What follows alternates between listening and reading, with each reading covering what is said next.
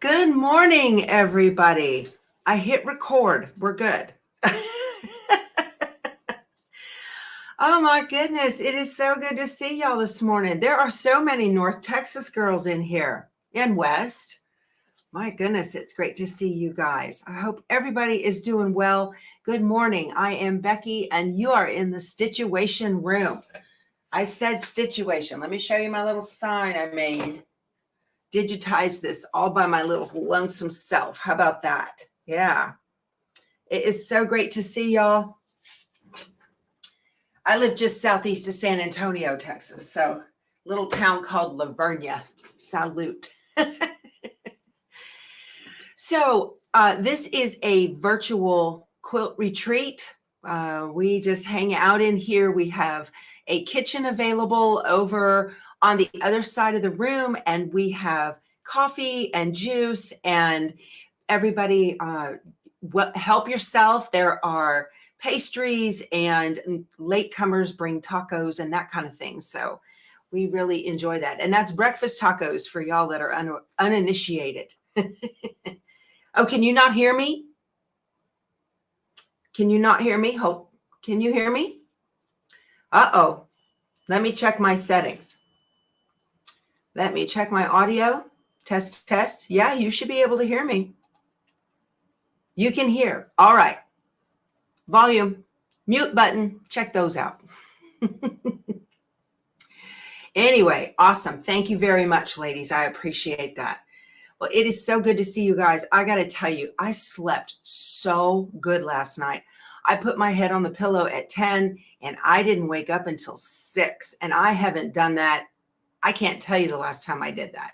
I slept like a rock for 8 hours. I think it was a little bit of getting over that jet lag from being in Arizona over last weekend. And because it's 2 hours different, I think. So that was really nice. I'm in Central Time. So it was good to catch up on that. I think it's going to be hard in November for me because we're traveling to Hawaii like in the middle of the month, and then 8th through the 16th, and then the 24th I take off for London on the sulky thing. So yes, good morning, everyone. Debbie has a very good point, you guys. Feel free, help yourself in the kitchen. There are no calories and no fat in any of those goodies we've got over there. So that's a really wonderful thing. Jude brought all kinds of donuts. You have to love that. All right, you guys. Yesterday, I was successful. So I have been working on the Woodland Wonderland quilt. Let me find the front page so you guys can see. For those of you who are new, welcome. I'm glad you're here. Thank you for getting up or staying up to be with me. So this is Woodland Wonderland. It's a pattern by Joanne Figueroa for Fig Tree and Company, and it is one of my UFOs. And I have been working on getting some of these leftover blocks done. And yesterday I finished the last full block, which is the Starburst block. Got that all done. All right. So I am just thrilled with how this turned out. It finishes perfectly at 12.5. And I couldn't be happier. Now, these little white things on the side, don't worry, those are going to go into a seam allowance. And those are just threads, part of the weave from that horrific background fabric. I'm not a fan of chambray. I don't like working with it when I was garment sewing either. Thank you very much. Yeah, it did turn out very pretty. I'm very pleased with it. I've got to get myself, I showed you all my calendar yesterday. I've got to get myself into a block a week type thing. It's difficult to do it every day. I've got so many irons in the fire because my mother used to call it squirrely, where you go, squirrel, do this, squirrel, do that, squirrel. And I do that. Do you guys do that too? It's just, you see something new and you go, oh, I want to make that. Oh, it's the season. I need to get it done today. But so that's good. I have some more, and this this pattern, this fabric right here, this colorway is different than the pattern. This is Pat Sloan's colorway for Autumn Wonderland. So Quilting Babe says that's the story of her life. Yes, this is how we end up with so many projects and so little time. But isn't that a wonderful way to be? I think that's awesome. Gives you a good reason to get out of bed. Carrie says she has 5 projects going at once. Yep. Okay, so in addition to that, today I'm going to be working on finishing up these blocks. This is part of American Pie. This is a sew along, quilt along that I am doing with my local quilt shop. And it's an absolutely gorgeous patriotic quilt. And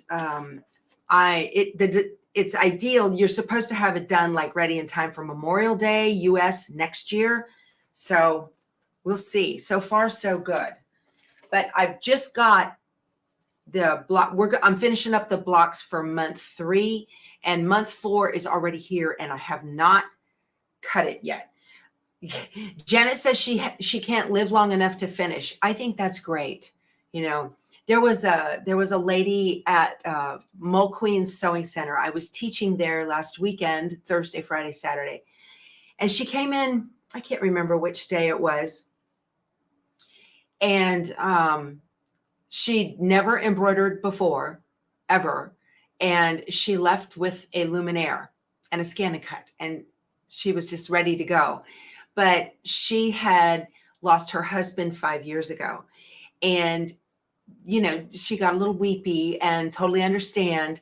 But, you know, I think it's really, really important that we have too much to keep us busy. Too much to do, because when we have those other times in our life that you know, you have sunshine and you have clouds, and on those dark days, it's important to have your mind and your hands. I know that has gotten me through some very tough times in my life. So I think being able to do this stitching thing is a blessing. So this is a really good question. How do you start to read a pattern you have issues reading them? Amy, that is such a good question. If you're brand new to quilting, it is such a good question. What I would recommend that you do is, just like when you're planning a trip and you need to know where you're going, read through the entire pattern. I know that seems tedious, but you would be surprised. Read through the entire pattern, and then hop over to the pattern designer's website, or whoever it is that is promoting the pattern, and look to see if there are any changes to it, because often there are changes to it. You may have a new iteration of the pattern, or you might have one of the original printings of the pattern. And then highlight any words that you don't understand. Like if something says, you know, do whatever, and you're like, what is that? Then Google it. Ask Uncle Google, you know, and what is that? And then I also would recommend watching as many quilting videos. I learned to quilt from Missouri Star Quilt Company online way back in the day when they first started doing their videos. Jenny Doan taught me how to quilt. So when you get and you start watching these, you get familiar with the language, and then you can see somebody doing it. And you never get a whole video that tells you everything you need to know, but you will pick up little nuggets along the way.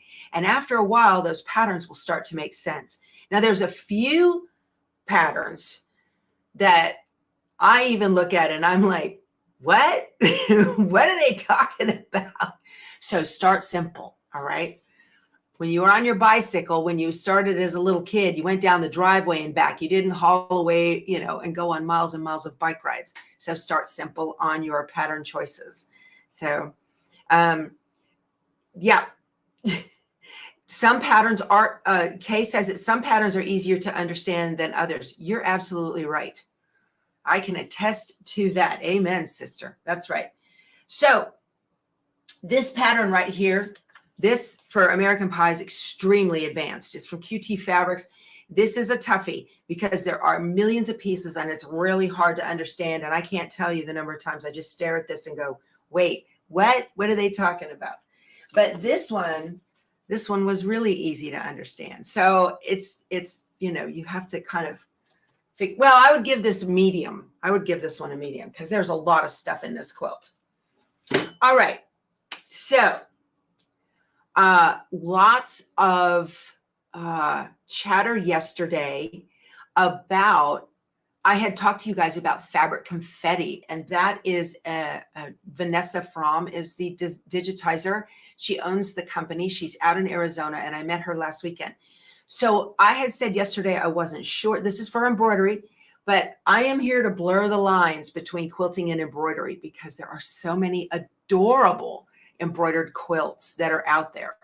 So she does have digital downloads on her site. I have linked to the site below, and I couldn't help it yesterday, you guys. I started another project. I did. So I want to show you. It is this one right here. This is her wonky haunted houses. And yesterday, and if you ever want to get these are from this hanger. This is from Ackfeld Wire. And they have them at Mo Queen's Sewing. He's got a cute one of these. I ordered one from Ackfeld. I didn't want to take the one at Mo Queen's because you guys want to get them, I'm sure. So I popped the design into Embrilliance and I printed out the second page of the Embrilliance printout. So I figured out all my fabrics. And I love this on Embrilliance, you guys. This is so handy. It tells you right up here, it says 8 needles. So that means there's only 8 colors total. Now that's got 16 color stops right there, but it's got 8 needles. So that's very, very handy. And then, here comes Mr. Man.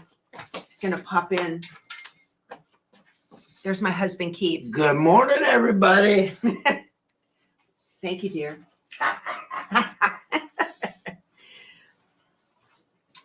So, hey, Mary said, give Becky a thumbs up. That would be very handy.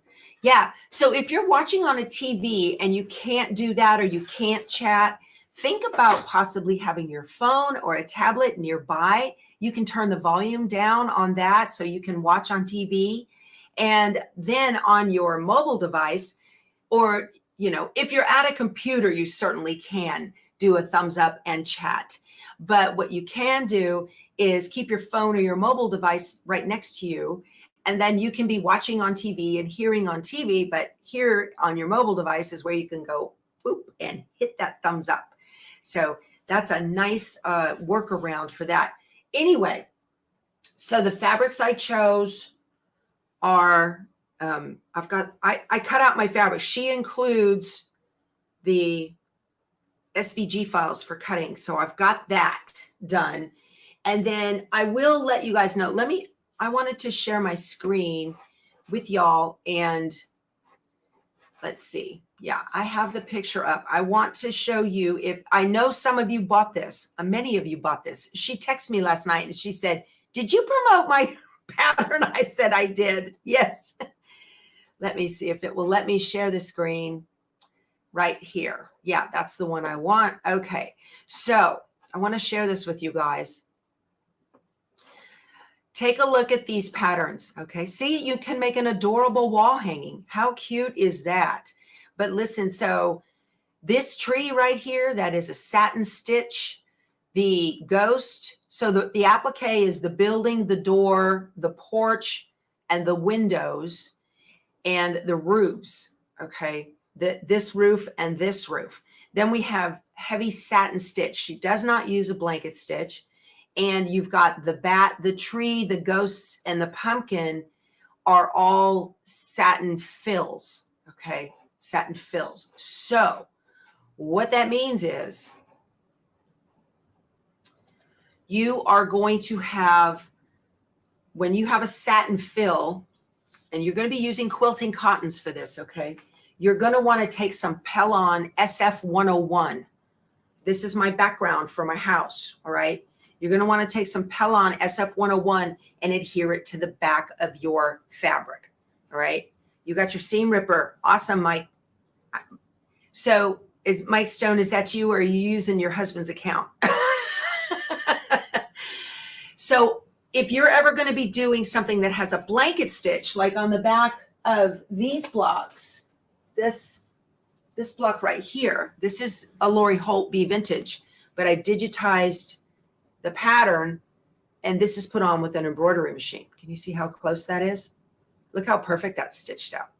So these are my B Vintage blocks, okay? But if you're going to be, and that's a blanket stitch, it's not a heavy fill.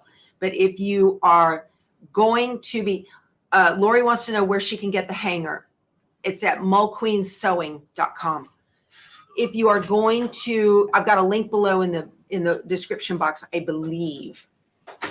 So if you're going to be doing any kind of machine embroidery in a quilt that is done on a quilting cotton and it has a heavy fill stitch, you need to back your background fabric with the SF-101. What that does is that stabilizes the quilting cotton. So as that heavy fill stitch is going back and forth and doing its thing, it's going to pull and tug, and that will keep you from having any of that tugging going on, and will really help with any kind of puckering that you get. All righty. So I just wanted to show that to you guys, that is in the work. Hopefully today I will have that block finished. All right.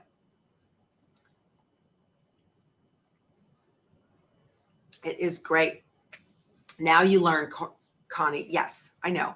You know, these are little tips that I have picked up. I learned to do that doing Kimberbell designs. Kimberbell always has you put in their older patterns, they have you put SF-101 on the back of their projects because they do heavy fill stitching in a lot of their shapes and stuff.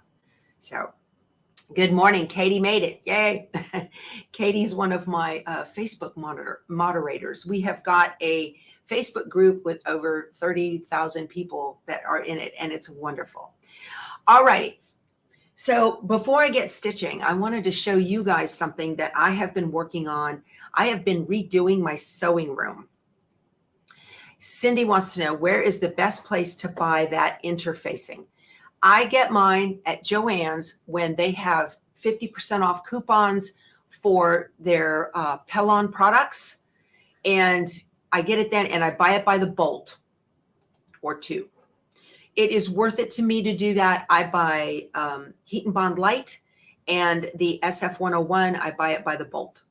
And it is the best, yes, to get it at Joann's. That's probably the most economical place to buy it. If you're in a pinch, they have it at Walmart, and you can go by Walmart and pick it up. So I have been working on remodeling my fabric storage, and I wanted to let you guys know. So I follow Cass from Clutterbug, and I am off the bat, if you watch that, I am a B. Okay. Yes, I'm a B. So I like to be able to see everything that I have. I'm a visual organizer, and I like micro categories. So my fabric storage was in standing or laying or something, all in cubbies. And I would continually buy fabric, not knowing what I had. And so that wasn't very economical for me. And so I was like, okay, I've got to have a visual storage solution for my fabric. And I haven't done a video lately on how that's done. So I'm going to give you guys a sneak peek on how I did this. It looks, you know, if you're going for the whole cutesy white cubby thing with the doors closed and all that, that's not me. I can't find a thing. So I'm going to turn my camera and just let you guys see the other side of my room. Okay. I'm going to bring this around. Let me move the monitor so that my camera doesn't hit it. We're going to swing around. There's my 10 needle. That's Spanky. My 10 needle. I'll zoom in for you guys. So there's Spanky right there over in that corner. Let me turn this. I've got to navigate this, you guys. You can see all in the back, right? So there's where I do all my editing and all of my email and all that stuff. All right. And then over here,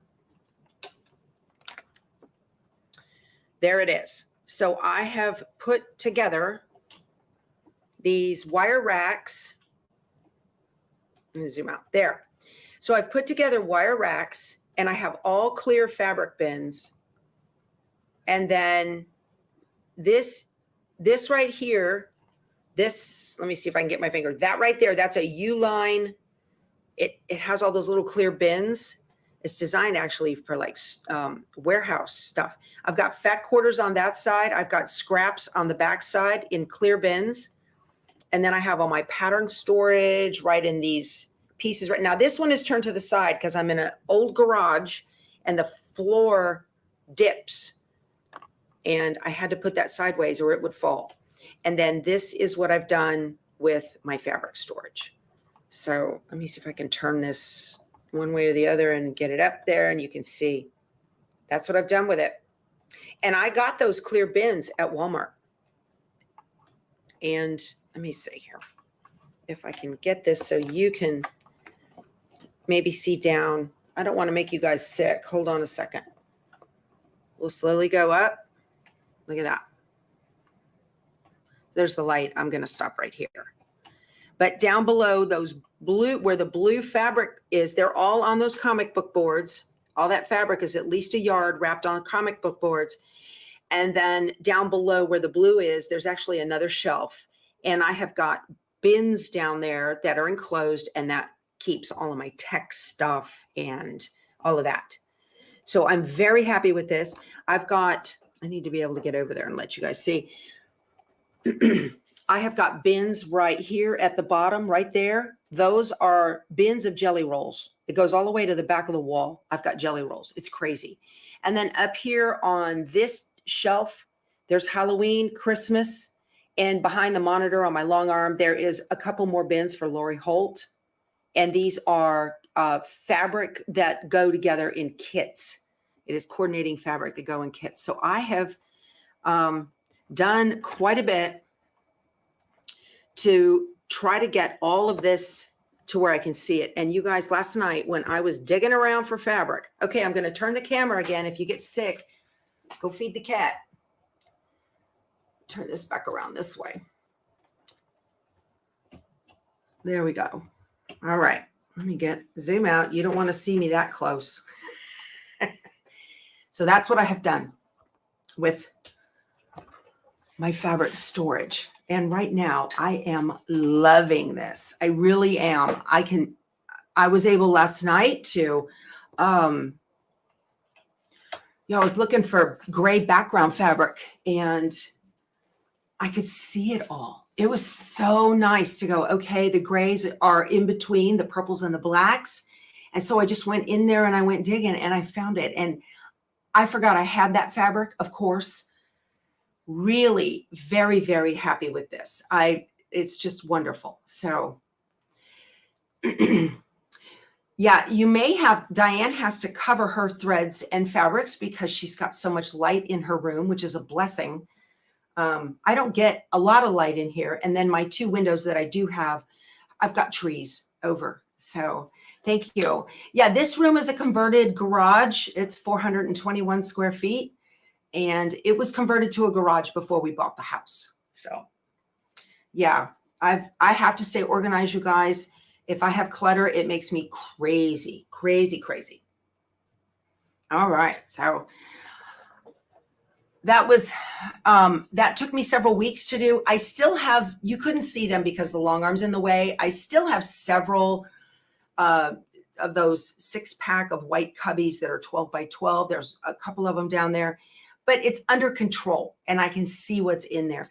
Now those clear bins, they're not cheap. They run about $10 a piece, which is crazy for that. But Walmart has them. They're like $56 for 5, something like that. There was an investment in that, you guys, but it was well worth it to me. Well worth it. So at least I can see. All right. So I'm going to get to stitching today. Yesterday, I had mentioned to you, we were talking about the block lock rulers. So I did use them yesterday when I was working on the American Pie quilt. Let me turn on my light here. Oh, dim that down just a little bit. So I got the very center blocks done. So there's my little star blocks, got those finished. And then what I'm working on right now are the middles of these blocks. This is what I'm doing right here. Okay.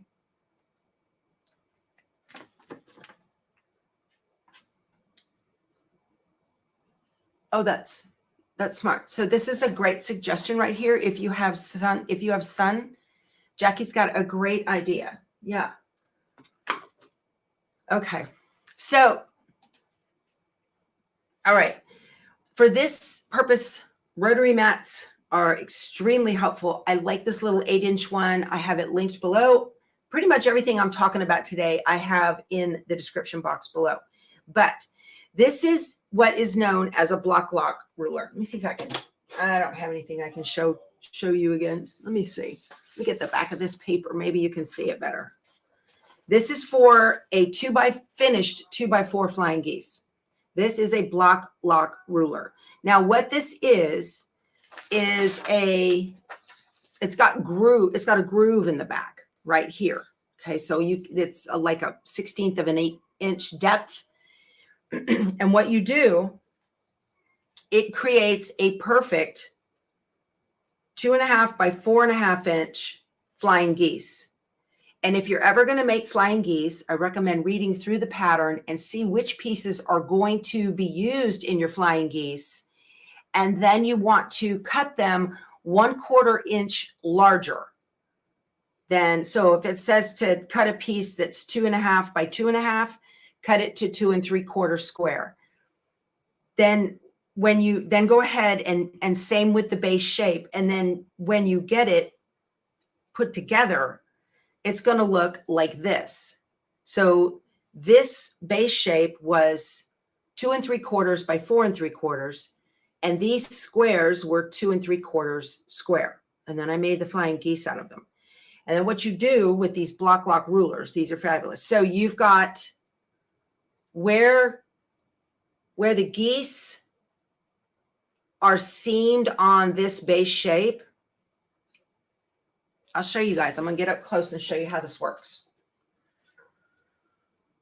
My cord, my remote has left me. We're going to zoom in here. And I need a rotary cutter. I've got that handy. These are not cheap, you guys. They are absolutely an investment, but money well worth it when you're working on your quilt. I need my glasses so I can see what I'm doing. I'll take my rotary cutter here. Olfa, my favorite. And this point right here on that ledge that's underneath just kind of snugs up. And look, I can't push it any further.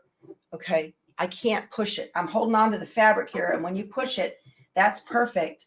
And now that extra 1/8 inch all the way around. See it? All the way around the outside of the acrylic. That's what's going to get cut off. So your extra 1/4 inch gave you an extra 1/8 over here and an 1/8 over here, top and bottom as well. And then when you go to cut it, you're going to just hold on to it and use your rotary mat. If you don't have a rotary mat, just use a small mat on a big mat, and then you can turn the small mat. That works very well. Just put a mat on a mat. This is the greatest thing in the world since the weed whacker, y'all. Look at that. That's a perfect 2.5 by 4.5 inch flying geese, 2x4 finished.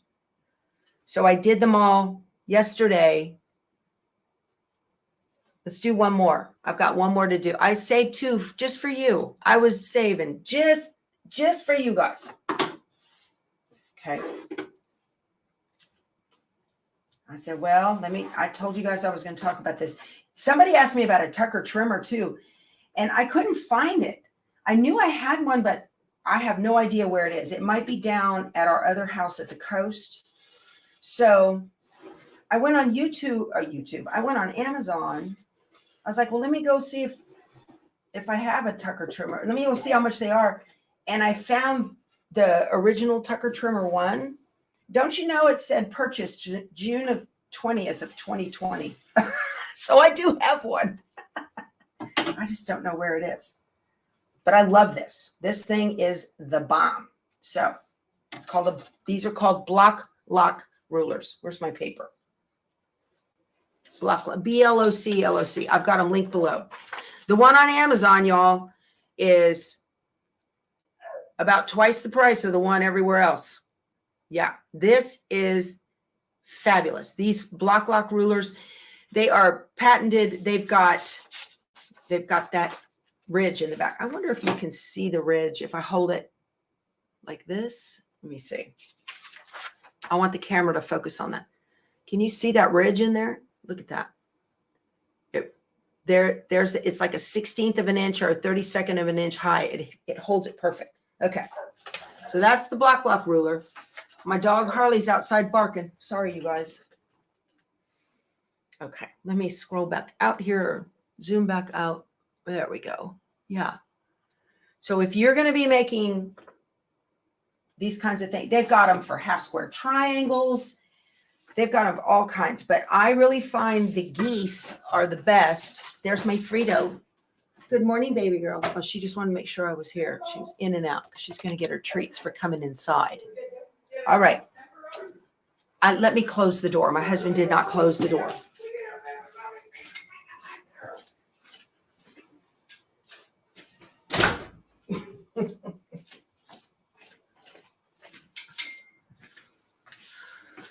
Why don't men close doors, drawers, anything?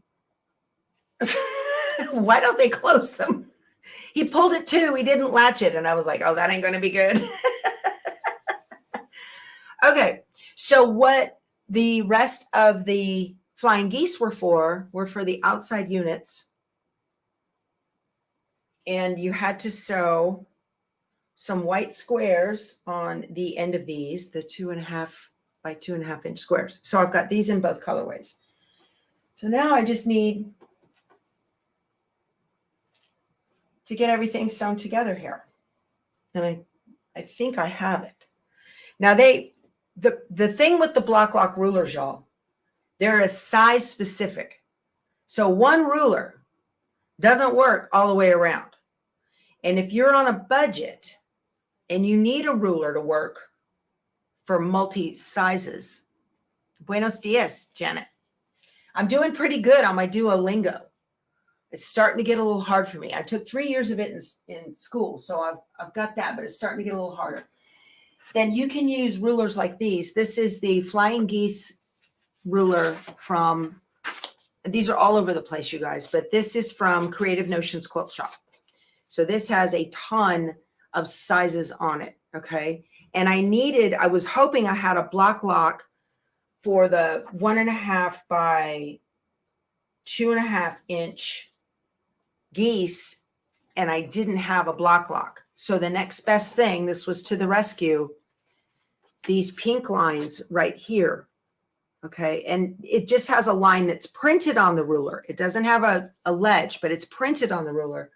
And that allowed me to trim the geese that make up this piece I'm holding on to right here with the 2 white points. That's one flying geese unit, and then it's got the little red squares to the side. So I was able to trim up 1.5 by 2.5 on here. Okay. Somebody's texting me. They sneak in to tell me things. Oh, that's Walmart telling me that I have more stuff on the way. Are you guys members of Walmart Plus? We did that, and I love it because free shipping, just like Amazon, but I get 10 cents off a gallon at Murphy gas stations. That's huge because they're all over the country too. I love that. And when you're filling big tanks, it's nice. Plus we get Peacock Plus, Peacock, yeah, not Peacock, whatever it is, Paramount Plus. Paramount Plus is included with that. Yes, so Teresa says her trimmer by George is on the way. That's hand. Oh, you'll love those if you're going to be making embroidery blocks. Very handy, like Designs by Juju and whatnot. All right, so I need to get sewing. Turn on my machine. I am stitching on the Brother PQ 1500, and I use a, where'd it go? I use a matte poly thread. This is from Connecting Threads. It's very, very strong. This machine is not a fan of cotton thread. When I hit the auto thread cutter and I have cotton thread in here, the needle unthreads because it's not strong enough to withstand the tug of the scissor underneath. But I don't have that problem with these poly threads, and I've got this link below too. All right, and let me turn on my iron. This is my little mini ironing station here. I've got so many newbies. I'm going to do this every day, you guys. So this is just a rolling cart with the UFOs on it, or WIPs, works in progress. And I've got my pressing tools from Gray Rooster. These are the best in the industry, you guys. I have a little seam roll that's got wool on it. I absolutely love this. And it is also a clapper. And then I have the little clapper. And this is soft as a baby's bottom. It's the best. Got a link to them below. And then I've got my Cricut mini press. Okay. And I love this thing. And then it's sitting on top of a Steady Betty ironing surface. And I just leave it right here so I can press my seams really easy. Let me turn this chair.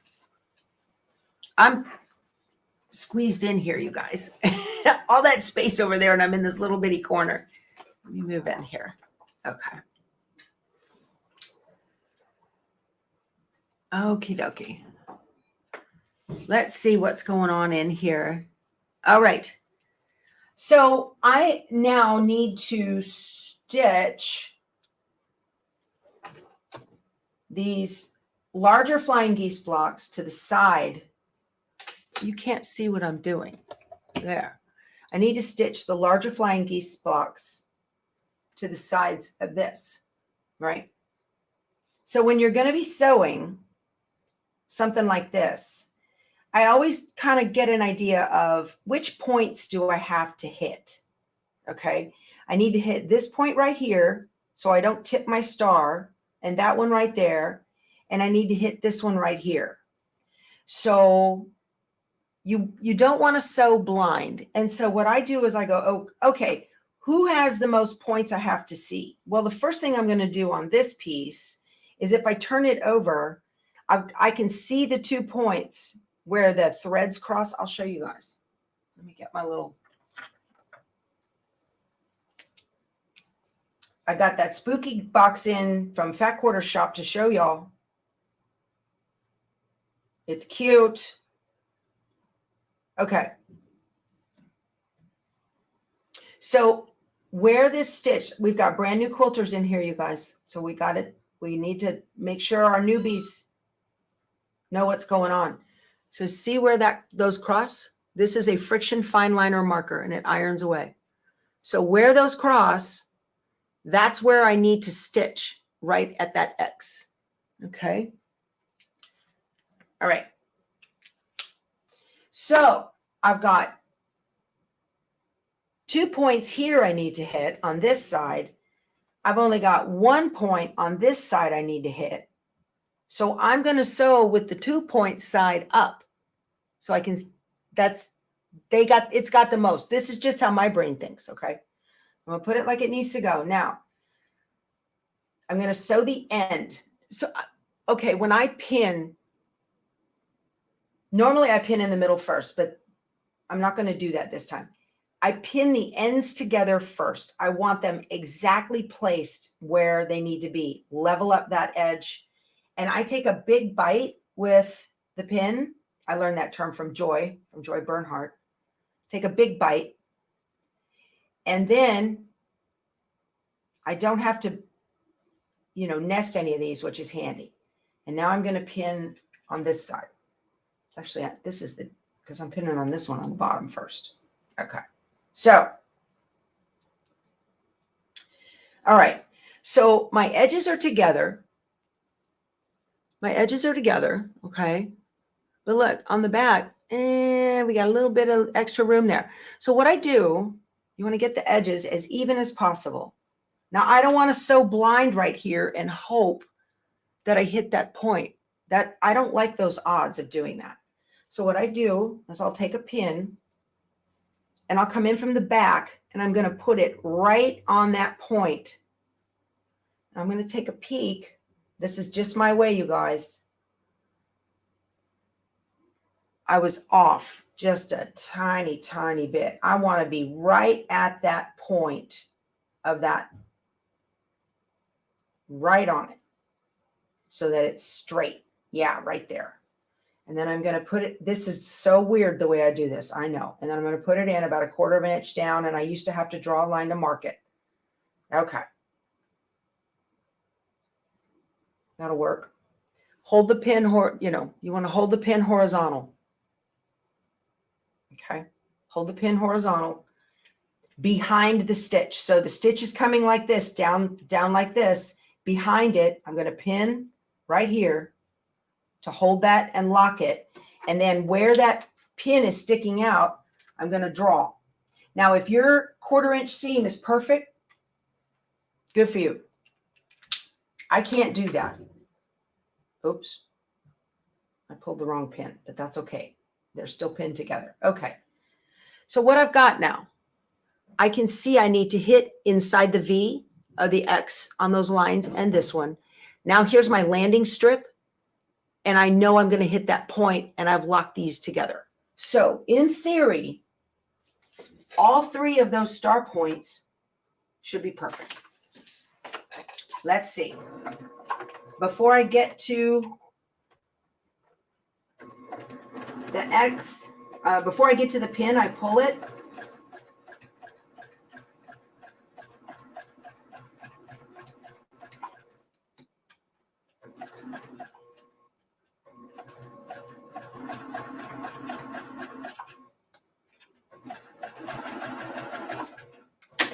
Let's see if going to all that trouble was worth it.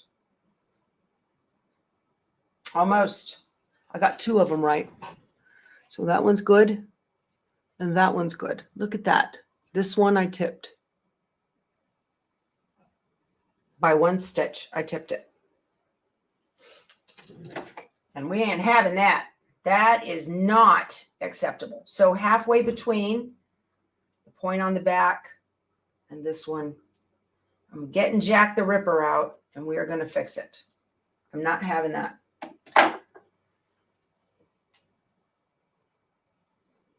Okay, let's do this again.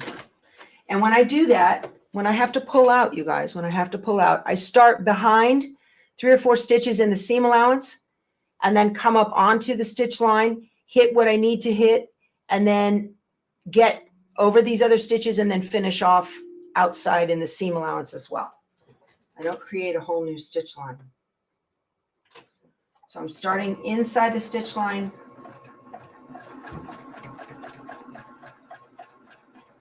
Cross over those other stitches.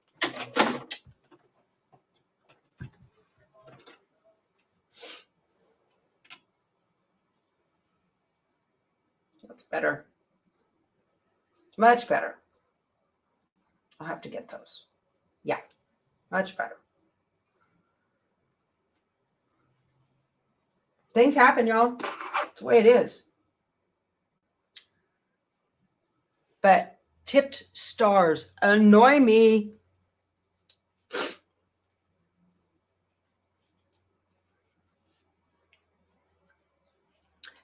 Julianne wants to know if I have a favorite straight pin. I do.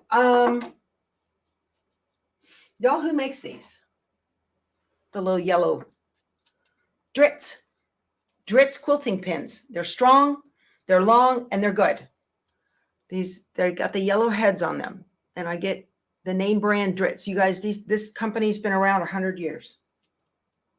Those are my favorite quilting. There we go. That looks much better. Okay. I don't like tip stars. Yep. So, Scotty. All right, here we go. Needle threader on your new Juki does not work now. Juki sells replacement needle threaders. You exchange your machine. Okay, so my needle threader, I always thought it didn't work either. Here's the deal.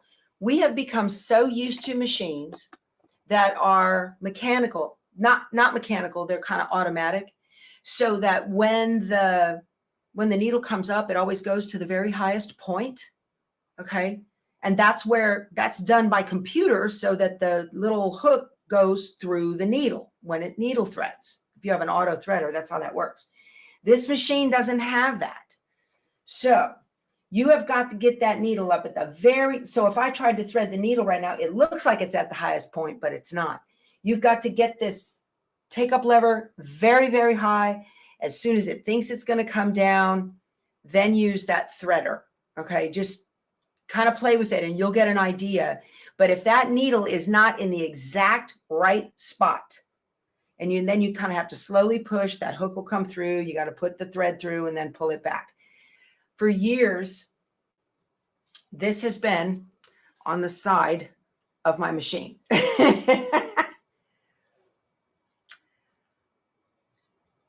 Okay, so Terry says she sews the 2 tip stars, avoiding the middle altogether. Yeah, I want it done in one go.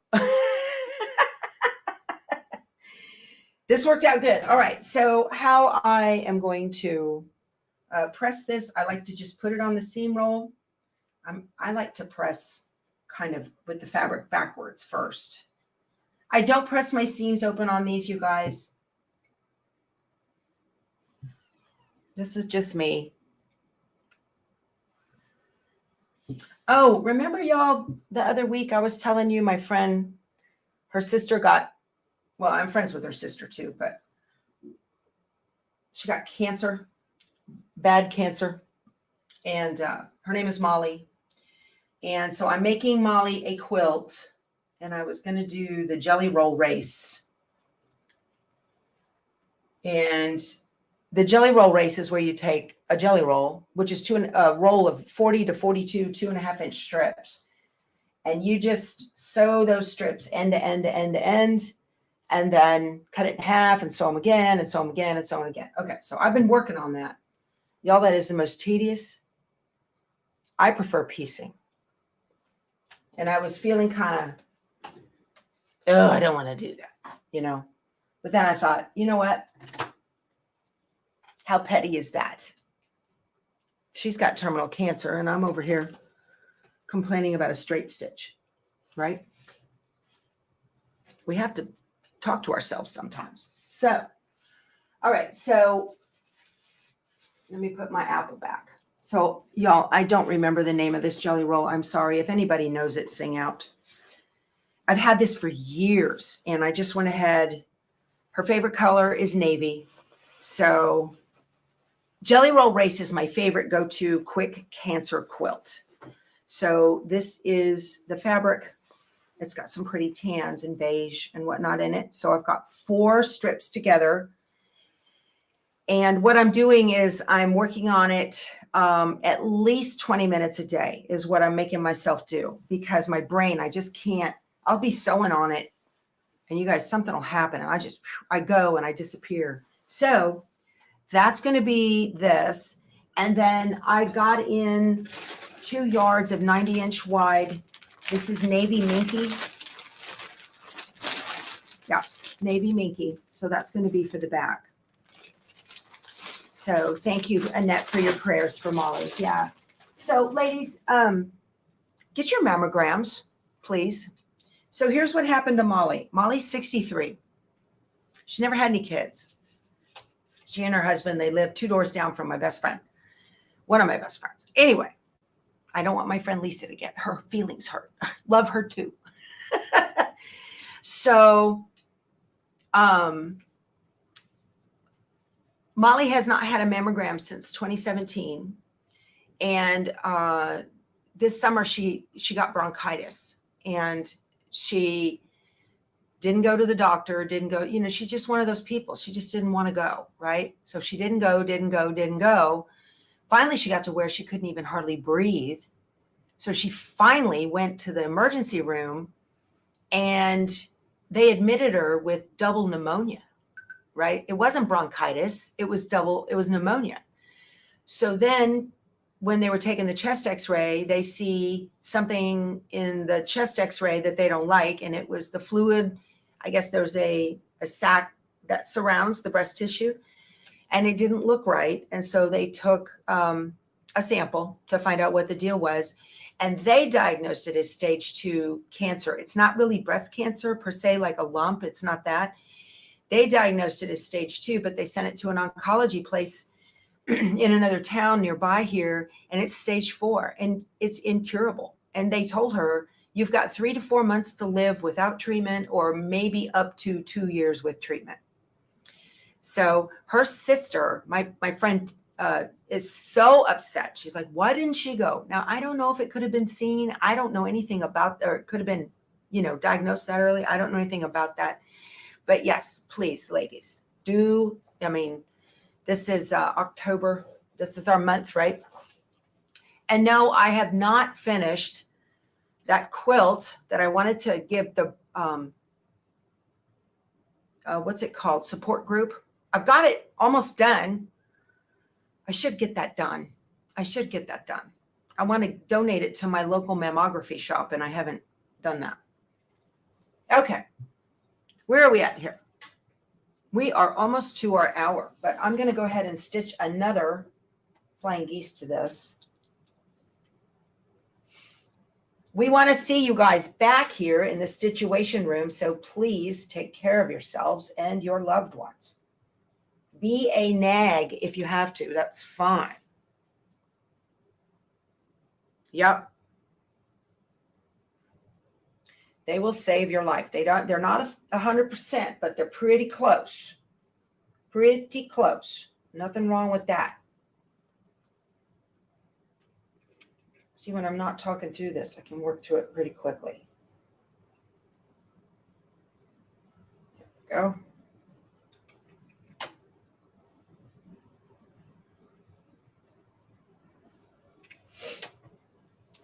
Oh, I pulled my pin before I made my mark, but it left a hole and I could see it.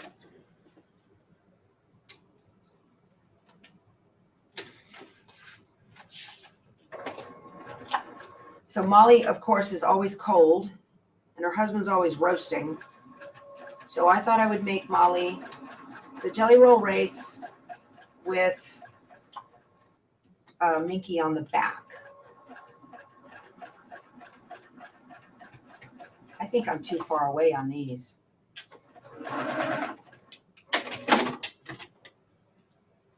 That'll work. Look at that, y'all. Boom. Got it right the first time. Don't you love that? This works. Works well. I like it.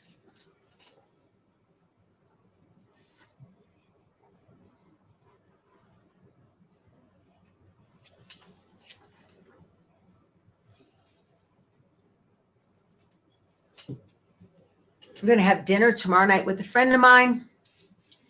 Haven't seen her in a long time. We used to work together, and I've been retired now 3 years.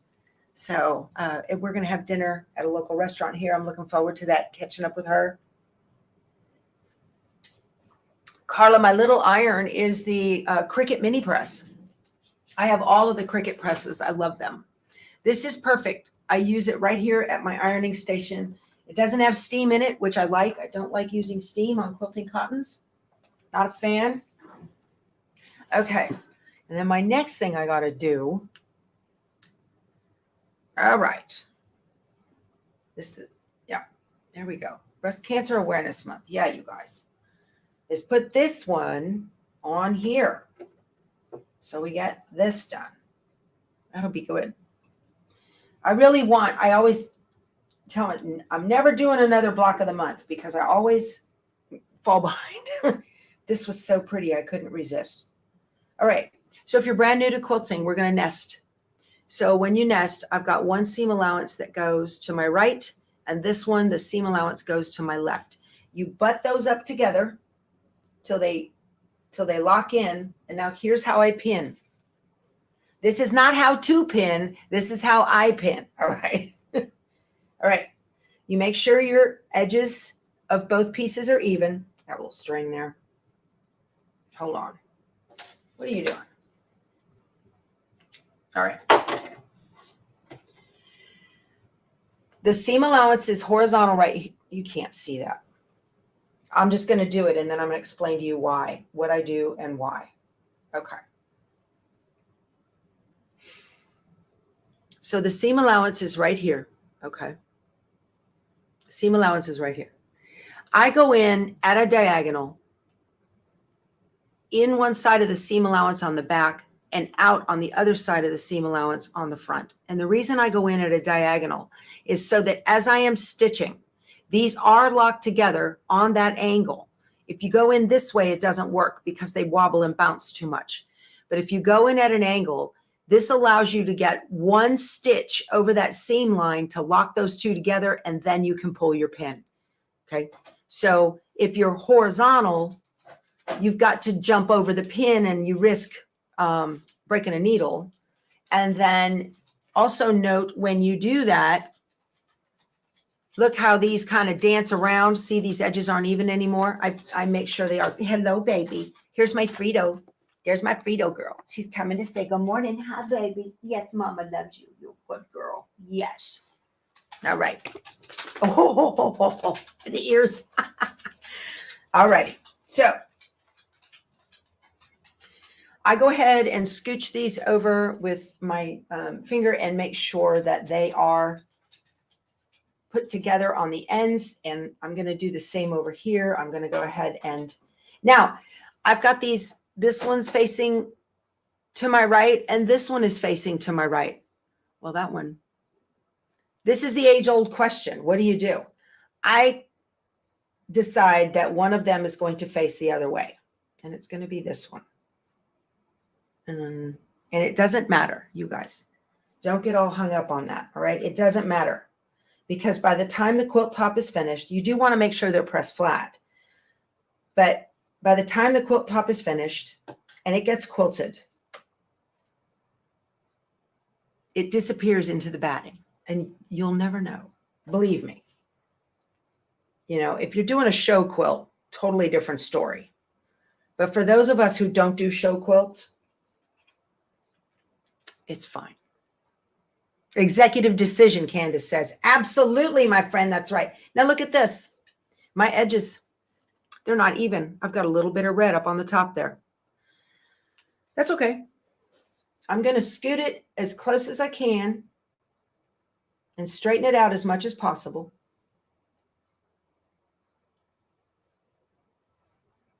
And I'm just going to put a pin right behind, in the center, right behind the X that I'm going to have to, the point I need to hit in the center just to kind of even them up.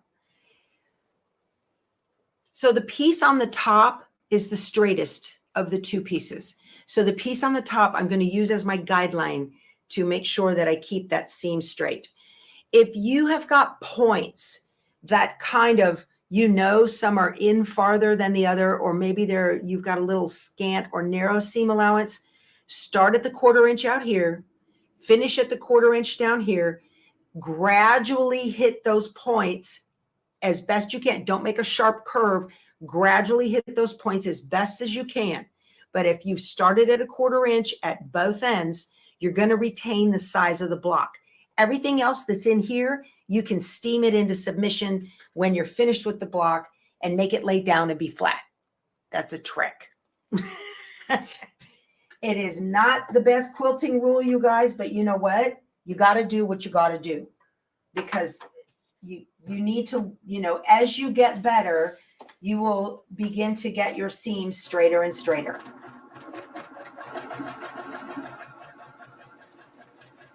I got one stitch over that seam line. This is how I do it. Okay.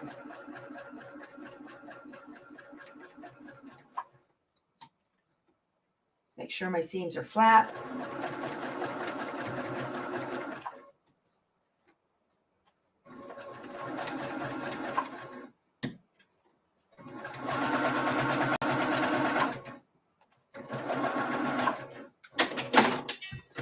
Okay.